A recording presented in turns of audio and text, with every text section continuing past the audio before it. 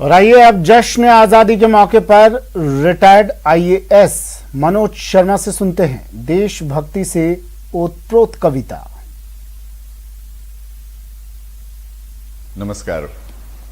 आपको आज़ादी के इस पावन पर्व की बहुत बहुत बधाइयाँ।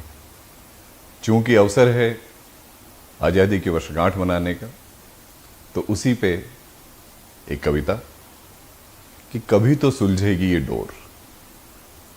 सन 47 में चढ़ाई इस पतंग की डोर कभी तो सुलझेगी।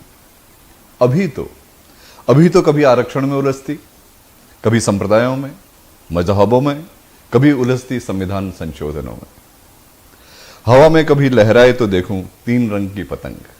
हवा में कभी लहराए तो देखूं 3 रंग की पतंग, काटती सभी आसमानों की छतों की पतंगों को, काटती सभी आसपास की छतों की पतंगों को। मेरी पतंग 1 अरब से ज्यादा लोगों की पतंग।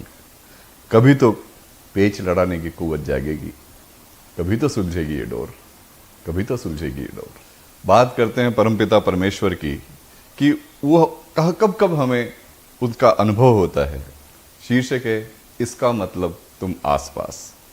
कब अनुभूति उनकी ईश्वर की महसूस होती है, उस निराकार, उस सच्चिदानंद की अनुभूति कब होती।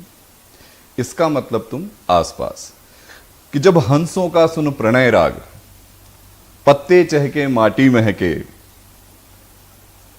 फिर मधु प्रेम का छक कर पी जब हिरणों के जोड़े बहके, जूही लहके गूलर झूले जंगल में फूले अमलतास। इसका मतलब तुम आसपास, इसका मतलब तुम आसपास।